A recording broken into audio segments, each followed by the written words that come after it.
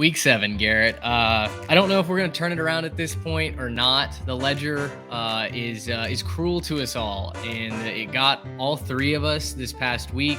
Trey, not here to gloat over the one winner that he had a week ago, the Iowa -2.5 line against Purdue. I think that was as cash money as he could have had. You and I dropped absolute stinkers. We went over on the week, very, very close to hitting the Texas OU under, for instance. You nearly had the Maryland cover until a late couple of scores from Ohio State. But still, you are the smallest loser, and all of our lines brought to us by our friends over at MyBookie. They've been kinder to you than they have to me. So with Trey out on vacation this weekend, we'll lead off with you, my friend. Another week, another dollar, maybe. Where are you taking us? Man, I gotta tell you, the lines may have been kinder to me in the past, but they weren't very nice to me over the weekend, man. Tough weekend. We're starting off week 7. This is kind of a get back, weekend for the ledger. We're taking 3 games. I guess 3 different bets, not 3 games, of course. We're starting off going back to the cash cow. I learned nothing whatsoever about Maryland from this last week, and they've been good to me all year.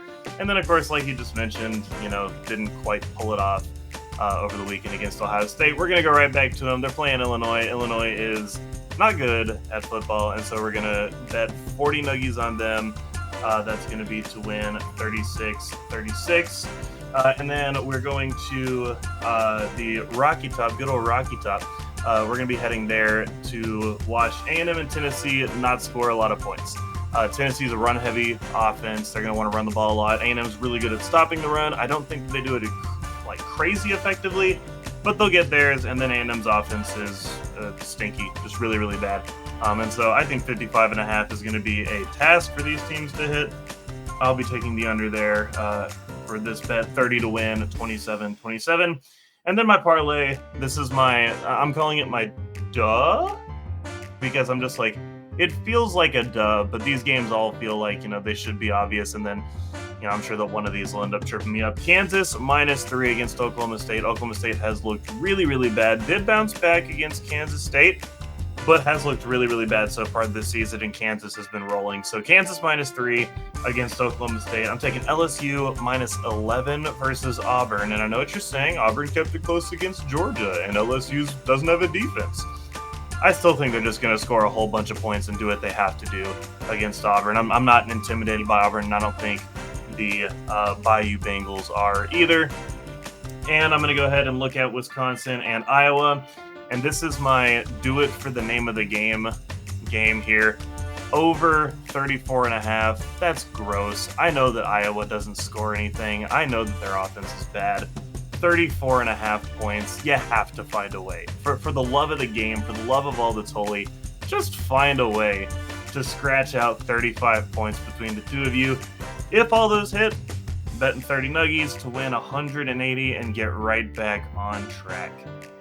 Yeah, that would get you positive by itself.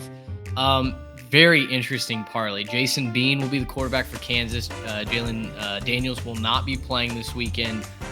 I don't really have a retort about Auburn's offense. I think this really has to be, right the ship week for LSU. I know they won last week, but by the skin of their teeth, right? That Wisconsin-Iowa line, I almost took it myself.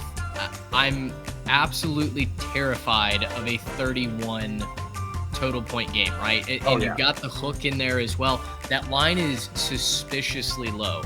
Iowa's not going to be able to score with Deacon Hill at quarterback.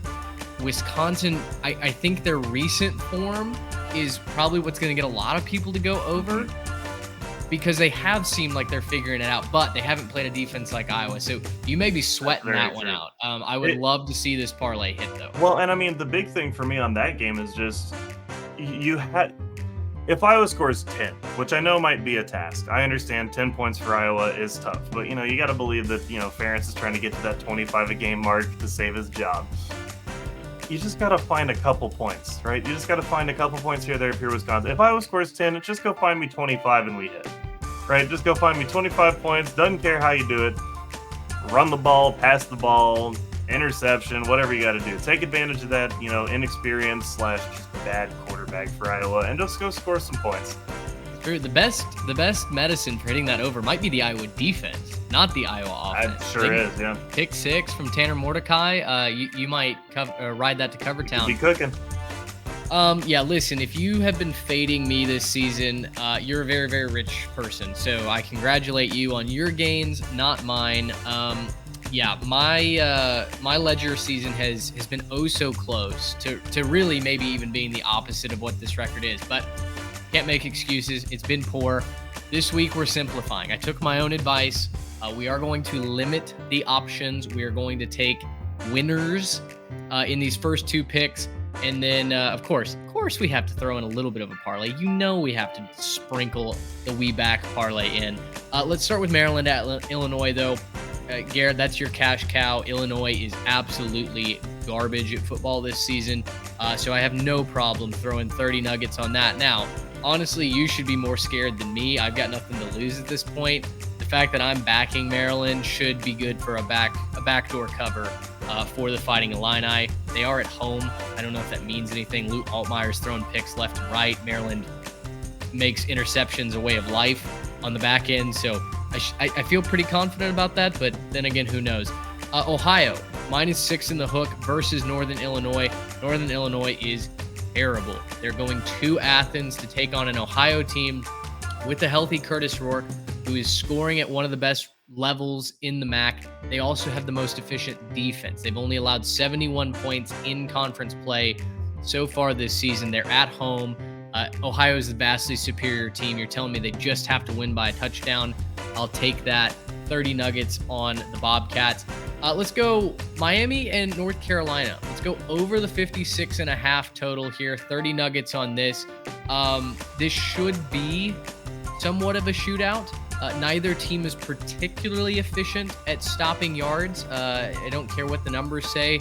Miami did not look all that impressive at times against Georgia Tech. They're taking on Drake May, who does give me a little cause for pause.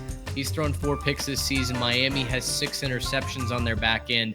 A couple of drives stall out for UNC. I can see the under hitting, but overall, I think this is an air it out kind of game. Miami, fortunate enough for them, are on the road. After last week, it became nationally known that Mario Cristobal has not won an ACC game at home at Miami quite yet. Unbelievable statistic there. I think their being on the road maybe gives them a chance. And then the parlay. This is the We Back. Boy, if we hit this, all is forgiven. We're back in the green. Let's go Texas A&M +3 in the hook. I will talk about this in the full episode over on YouTube, Spotify, Apple, wherever you get your podcasts. I've kind of talked myself out of Texas A&M winning this game, but I do think they can keep it close for the reasons why you're taking the under. This smells like a defensive slugfest. But boy, A&M really would do themselves a lot of favors by winning this game. Let's go West Virginia, minus the points this week, -2.5. Houston's not very good, and so let's take the Nears at home. South Carolina is a 2-point favorite against the Florida Gators. The Gators are just a different team away from the Swamp. They don't play physical. They don't play inspired football. I know Graham Mertz is like the highest and the most accurate quarterback in the FBS. He's completing passes, I think, near an 80% clip, but Florida has not looked impressive away from the Swamp. I'll take the Gamecocks in this one. And then give me Louisville -8. They look legit. They look like a top 10 team. I'll ride with the Cards. Just need to win by 2 scores. A touchdown and a field goal gets you there. We will bet 20 nuggies, or actually, no, it should be 10 nuggies. There's 10 to win 227. So my apologies on that graphic. But yeah, that's what we'll ride with. I feel decent about that parlay. I feel like there's pretty good logic with all of those. I wouldn't be shocked to see any of those hit. So let's smush them all together and make a parlay out of it. Let us know who your betting favorites are. Let us know what your record would have been last week, this week, any of the weeks, if you've been hanging on with the Ledger with us. Again, all of the lines presented by MyBookie, our friends over there. Highly encourage you to go check them out. Not financial advice. Just use nuggies. Just play along if you want, but have a good time and enjoy week 7. It's coming around the corner. We'll see you next time. Gracious him. How about